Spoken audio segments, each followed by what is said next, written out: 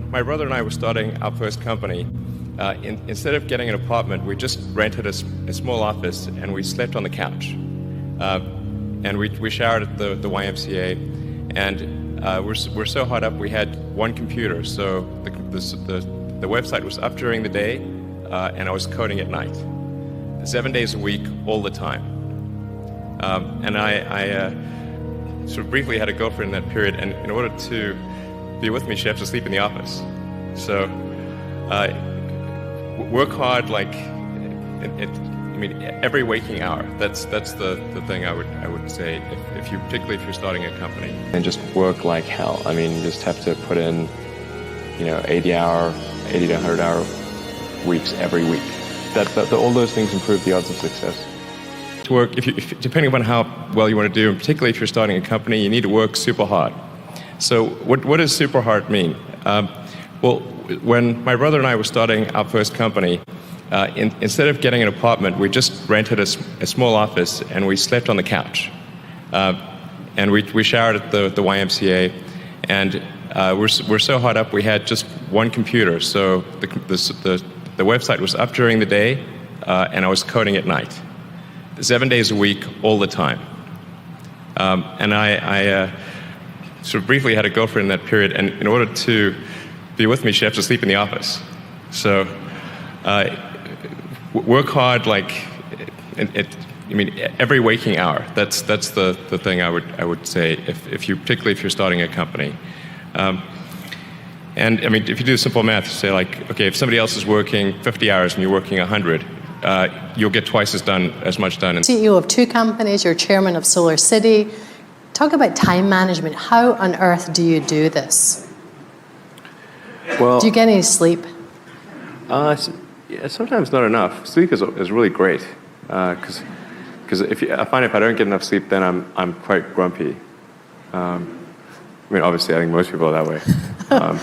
And also, like I try to sort of figure out what's the right amount of sleep, because I found I could drop below a certain threshold of sleep, and although I'd be awake more hours and I could sustain it, I would get less done because my mental acuity would be affected. So I found generally the right number for me is around 6 to 6.5 hours on average. Tesla really faced a severe threat of death due to the Model 3 production RAM. Essentially, the company was bleeding money like crazy, and just if we didn't solve these problems in a very short period of time, we would die. And it was extremely difficult to solve them. How close to death did you come? Within single-digit weeks. 22 hours a day, or like how many hours? Just working, so 7 days a week, sleeping in the factory. I worked in the paint shop, general assembly, body shop. Do you ever worry about yourself imploding? Like it's just too much? Absolutely. No one should put this many hours into work. This is not good. And people should not work this hard. They should not do this. This is very painful. Painful in what sense? It hurts my brain and my heart. So it's total mass of a reusable steel spacecraft is less than that of the most advanced carbon fiber vehicle you could possibly imagine. Yeah. Wow. But this happened by accident, by the way. This may sound like some great insight, but it actually happened because we were moving too slowly on composite, and I was like, we cannot move this slowly or we'll go bankrupt. So just do this with steel. So the design has to be focused on problem solving, otherwise you're going to spend too much time trying to figure it. You don't start with Yeah, I'm like sort of taking to management by rhyming. If the schedule is long, your design is wrong. Right. This is very true. That's good point. Yeah. So in creating these companies that we thought that we would be successful, I thought that the most likely outcome was failure. But it was still worth doing, even though the odds of success were low. In fact, even for SpaceX, originally what I started doing was not creating a rocket company, but actually was going to do a small mission to Mars, which was just a philanthropic mission where you would send a small greenhouse with seeds and dehydrated gel, and would, upon landing, hydrate the gel, and you'd have this cool picture of green plants on a red background. And the public tends to respond to precedents and superlatives. So this would be the first life on Mars, furthest that life's ever traveled. And you'd have this great money shot of green plants on a red background. So, yeah, I thought that would get people's attention. So, but the expectation for that was no return. So I thought we wouldn't get any, we'd just spend the money on that and it wouldn't happen. Choose your team based on what? Well, I suppose honestly that it tends to be gut feel more than anything else. So when I interview somebody, my interview question is always the same. It's what do you ask? I said, tell me the story of your life and the decisions that you made along the way and why you made them. And then,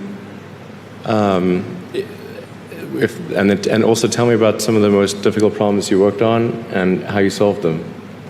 And that question I think is very important because the people that really solved the problem, they know exactly how they solved it. They know the little details. And the people that pretended to solve the problem, they can maybe go one level and then they get stuck. The president's first space policy directive to me was go to the moon, and the word in there is sustainable. Reusability is fundamental.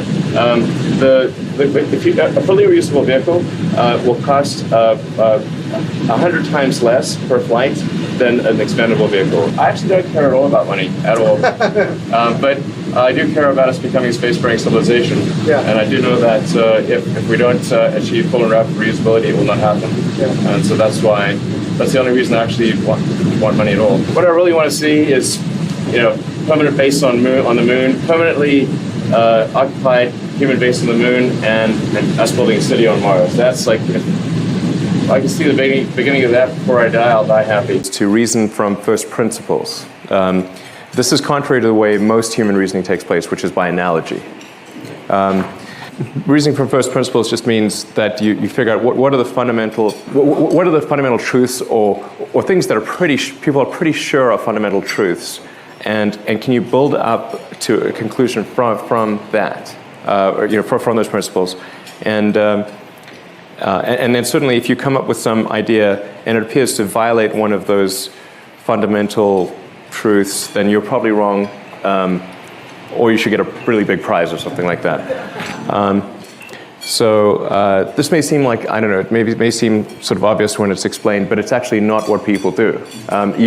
Reasoning by analogies is helpful because it's a shortcut. Yeah. And it's mostly correct, but it tends to be most incorrect when you're dealing with new things because it's hard to analogize to something really new.